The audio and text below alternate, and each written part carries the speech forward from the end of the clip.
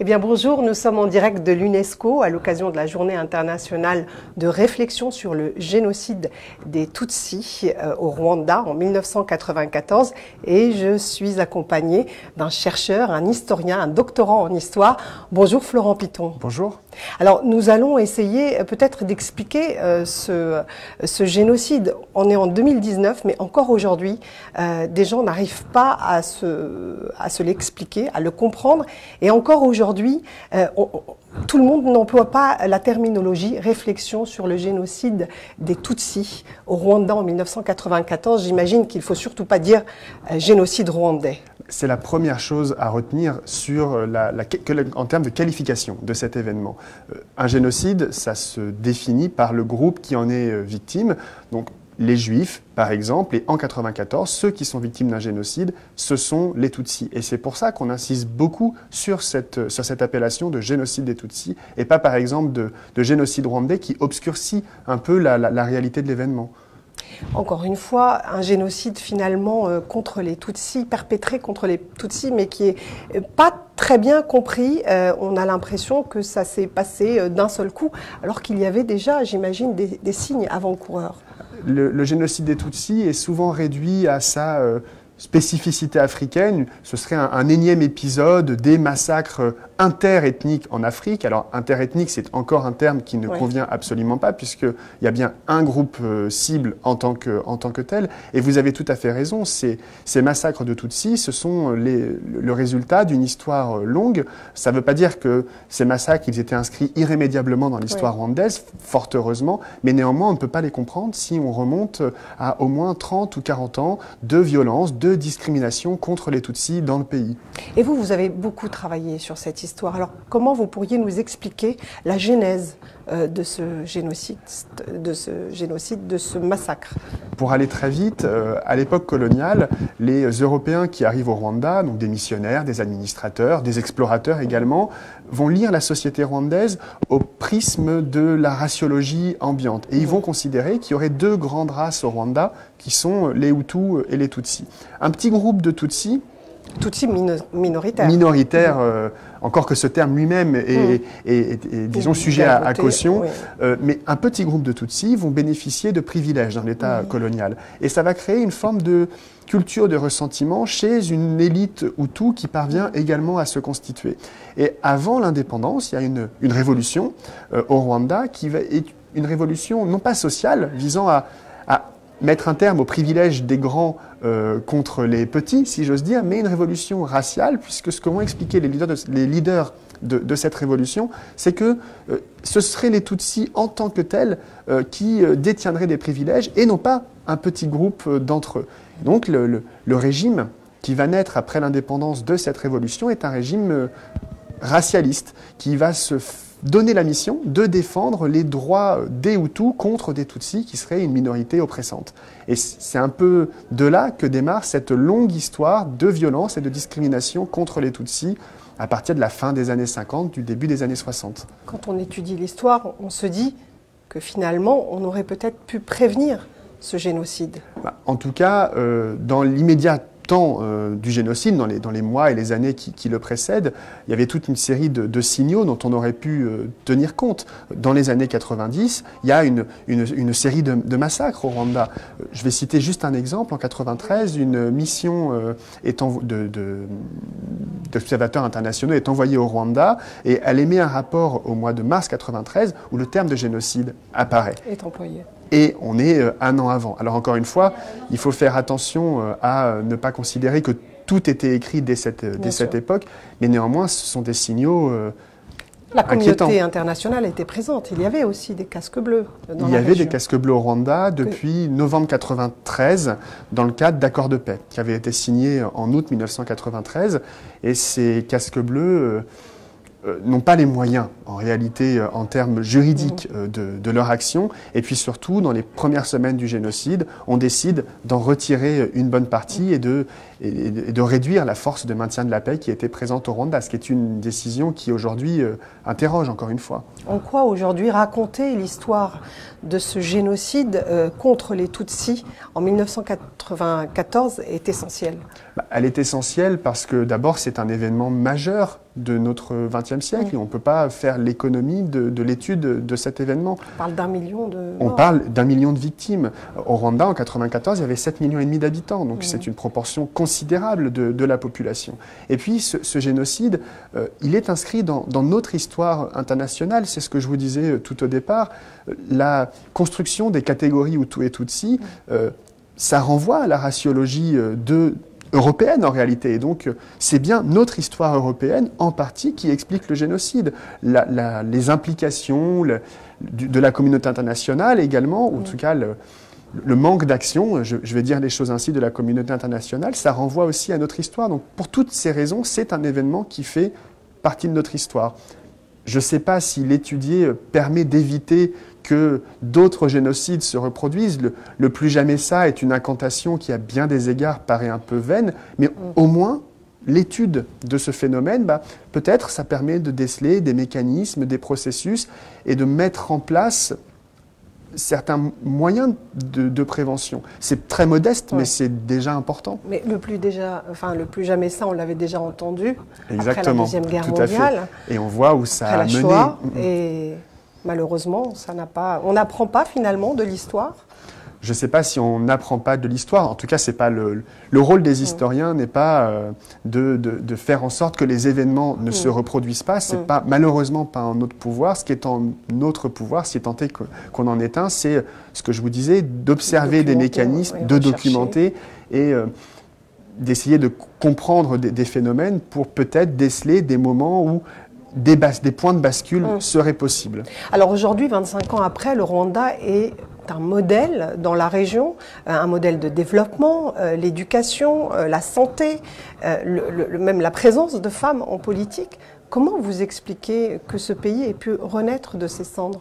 Il y a eu, après le génocide, peut-être en quelques mots, pendant le génocide, la guerre reprend et le Front patriotique rwandais, qui était un mouvement rebelle issu de réfugiés dans les pays voisins, s'empare du pouvoir et surtout met fin au génocide. Et quel pays voisin? Je sais qu'il y a le Burundi. Alors l'Ouganda, le FPR, le Front patriotique rwandais, est né en Ouganda, mais représente progressivement des réfugiés également du Burundi, de ce qui est à l'époque le Zaïre et aujourd'hui la République démocratique du Congo, de Tanzanie également.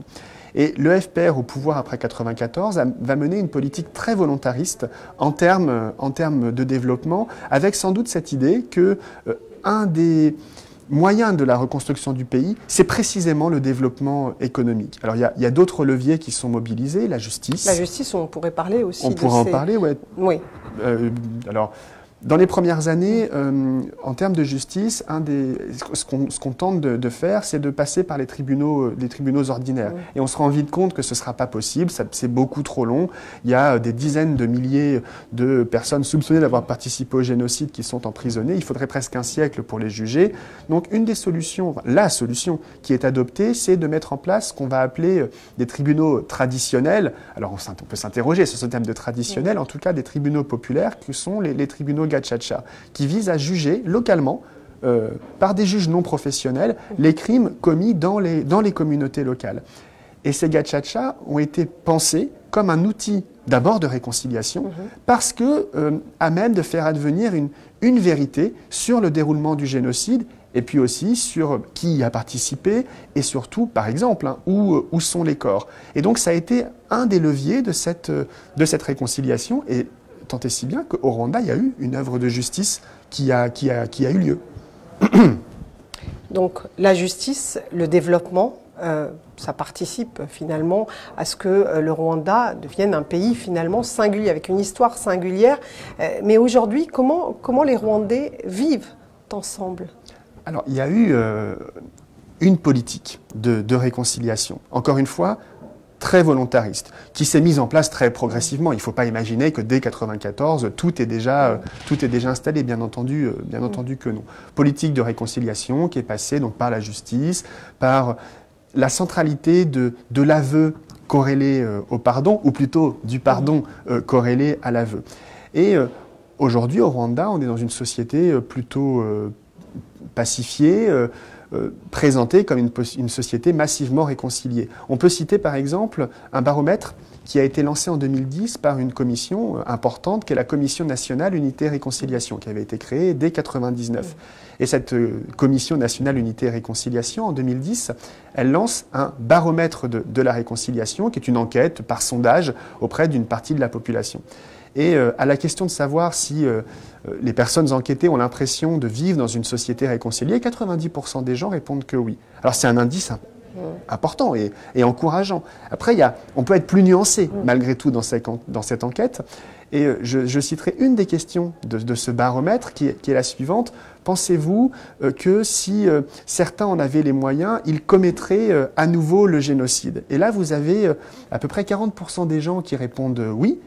Et ce pourcentage, il est un peu plus élevé chez les rescapés et chez ceux qui sont revenus d'exil après le génocide. Ça ne veut pas dire que la réconciliation, la politique de réconciliation est un total échec. Mais ça veut dire qu'il y a toujours, pour certains, un environnement fait de menaces, fait d'une certaine forme d'hostilité. Et donc, il faut avoir, on peut avoir un regard très nuancé sur cette politique de réconciliation. Mais comment faut-il analyser cette réponse? Est-ce qu'il faut analyser cette réponse en se disant que les Tutsis finalement ne se sentent pas encore en sécurité, ou est-ce que on peut se dire que les Hutus sont... Disons que peut-être il faut bien prendre la mesure de ce que c'est qu'être rescapé dans le Rwanda aujourd'hui. C'est un traumatisme quand même. Exactement. Les rescapés, ils sont d'abord très, très peu nombreux. On a à peu près 12,5 millions d'habitants en Rwanda aujourd'hui. Les rescapés, c'est 250, 300 000 personnes. Donc c'est une proportion très réduite de la population. Et ces rescapés, ils sont souvent très isolés sur le plan familial. Ils ont, dans bien des cas, perdu quasiment toute leur famille. Ils sont, pour certains, dans une précarité économique très forte, avec des séquelles physiques et psychologiques importantes, et isolés sur leur colline, parfois vivant à proximité immédiate de ceux qui ont tué leur famille. Alors, certains sont allés vivre ailleurs. Il y a pas mal de rescapés qui vivent aujourd'hui en ville, par exemple, mais néanmoins, ça peut expliquer cette sensation cet univers de la menace, parce que précarité, parce qu'isolement. Et qu'est-ce qu'on peut dire de la justice internationale? Parce que beaucoup de pays sont un peu mis à l'index, on ne croit plus en la justice internationale, même s'il y a eu des évolutions dernièrement. Alors, pour ce qui concerne le génocide perpétré contre les Tutsis, dès novembre 1994 est mis en place un tribunal pénal international qui, en réalité, vise à juger les principaux responsables du génocide. Il a jugé, je crois, 75 personnes. 59 ont finalement été condamnées. Alors, il me semble qu'il y a eu deux accusés qui sont morts avant la fin de leur procès et 14 qui ont été acquittés. Et le bilan du TPIR, de ce tribunal, il est assez mitigé, je dirais. Si on regarde, c'est un peu manichéen, mais en termes très, très positifs, il y a eu... D'abord, ça a produit des archives, il y a eu une reconnaissance par la justice de ce qu'a été le génocide des Tutsis. Certains hauts responsables ont été condamnés, mais néanmoins, parmi les critiques qui sont faites à l'encontre du TPIR, il y a celle qui consiste à dire qu'il n'a pas été en mesure de juger ce qu'au Rwanda on appelle la planification, et ce qui renvoie en fait à toute l'organisation, à l'entente en vue de commettre le génocide. Donc voilà, un bilan un peu mitigé, je dirais. Et puis la justice internationale, c'est aussi tous les procès qui ont lieu dans un certain nombre de pays au nom de la compétence universelle, en France, aux Pays-Bas, en Belgique, j'en passe. Et là encore, le bilan, il est mitigé selon les pays. Quel enseignement on peut tirer finalement de ce génocide perpétré contre les Tutsis en 1994 au Rwanda? Est-ce que comment on peut transmettre cette histoire? Comment on peut en parler? Le devoir de mémoire, est-ce que vous pensez que c'est bien compris aujourd'hui? On en parle suffisamment pour pouvoir prévenir? En tout cas, vous avez parlé de cette prévention qui reste un petit peu vague et compliquée, mais est-ce que ça peut servir l'humanité, finalement, d'en savoir un peu plus? De toute façon, c'est toujours important, c'est ce que je disais tout à l'heure, d'étudier cet événement. Aujourd'hui, on a toute une série de travaux qui ont été menés. Alors 25 ans, c'est en réalité très peu. C'est un événement qui est encore très récent. Et donc, le travail de recherche sur ce génocide, il est encore très balbutiant. Il y a plus de choses qu'on ne sait pas que de choses que l'on sait. Alors, on sait beaucoup de choses, bien sûr, mais il y a encore toute une série de travaux à mener. Donc effectivement, on peut le corréler également à l'enseignement ensuite des acquis de la recherche. Moi, il me semble important que le génocide des Tutsis soit enseigné dans les écoles, évidemment au Rwanda, mais pas seulement au Rwanda, puisque c'est un événement qui fait partie, je le disais, de notre histoire et qui peut permettre de déceler certains mécanismes. Alors, il semble, pour le cas strictement français, que ça puisse être le cas dans les nouveaux programmes d'histoire de lycée, par exemple. Et ça aussi, ça fait partie de ces étapes extrêmement importantes que d'intégrer cet événement dans l'histoire du XXe siècle comme un événement important. Alors, vous êtes historien et vous faites ce travail de recherche, mais nous entendons également beaucoup de témoignages de rescapés. J'imagine que ce travail-là aussi, de restituer ce qu'ils ont vécu, est essentiel également. Il y a une multiplicité de façons de faire état du génocide perpétré contre les Tutsis. Alors, effectivement, moi, je suis plutôt historien, donc ma parole, entre guillemets, c'est une parole de, entre guillemets, encore chercheur, mais il y a d'autres régimes de parole qui sont tout aussi importants, et la parole des rescapés, notamment, est absolument essentielle. Et d'ailleurs, les travaux des chercheurs, des historiens, des sociologues, des anthropologues, elle ne peut pas se passer de cette parole-là. On ne peut pas écrire l'histoire du génocide des Tutsis sans la parole de ceux qui l'ont subi, des rescapés. Donc, ce sont deux régimes de parole qui sont d'égale importance et qui sont extrêmement complémentaires, en tout cas du point de vue de l'historien que moi je suis. Merci infiniment. Merci à vous. Nous vous retrouvons tout à l'heure autour de la table ronde. Merci. Merci à vous, chers amis, sur Facebook et sur Instagram.